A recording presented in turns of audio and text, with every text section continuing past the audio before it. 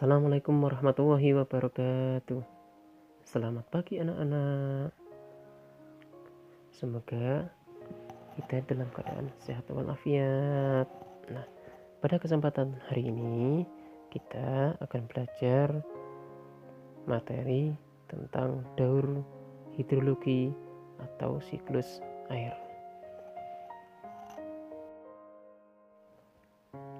Tujuan dalam pembelajaran hari ini, 1. Siswa dapat memahami daur hidrologi dengan tepat. Yang kedua, siswa dapat menjelaskan daur hidrologi dengan benar. Yang ketiga, siswa dapat mempresentasikan daur hidrologi dengan benar. Siklus hidrologi atau siklus air.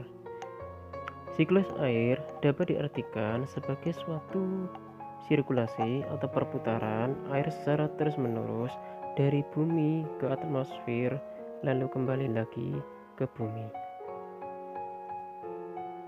Siklus air terjadi akibat pengaruh panas dari sinar matahari. Siklus air terjadi melalui proses evaporasi atau penguapan, kemudian kondensasi atau pengembunan, dan presipitasi atau jatuhnya titik air di permukaan bumi. Siklus air yang pertama yaitu evaporasi dan transpirasi. Evaporasi adalah proses penguapan air yang ada di permukaan bumi, misalnya air yang ada di laut, sungai, danau, waduk. Transpirasi adalah proses penguapan air yang berada di tumbuhan dan hewan akibat pengaruh panas matahari. Uap air hasil evaporasi naik dan berkumpul di udara.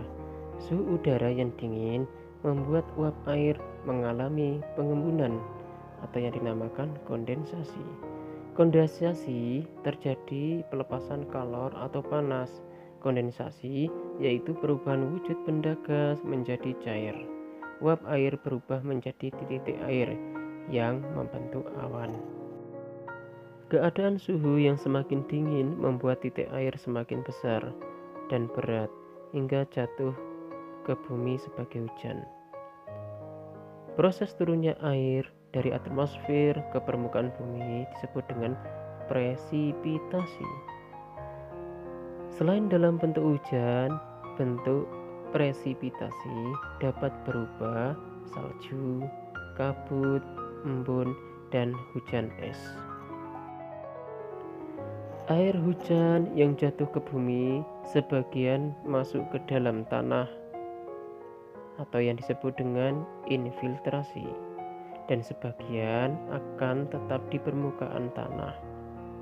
Air yang masuk ke dalam tanah inilah yang menjadi sumber mata air, sedangkan air yang berada di permukaan akan dialirkan ke selokan, parit, sungai, danau, dan saluran air lainnya. Dalam siklus air, ada faktor-faktor yang dapat mempercepat atau memperlambat terjadinya siklus air.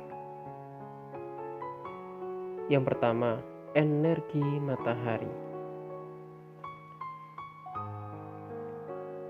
Sinar matahari yang diterima di setiap permukaan bumi tidak merata, tergantung pada letak geografisnya dan bentuk permukaan bumi yang beragam.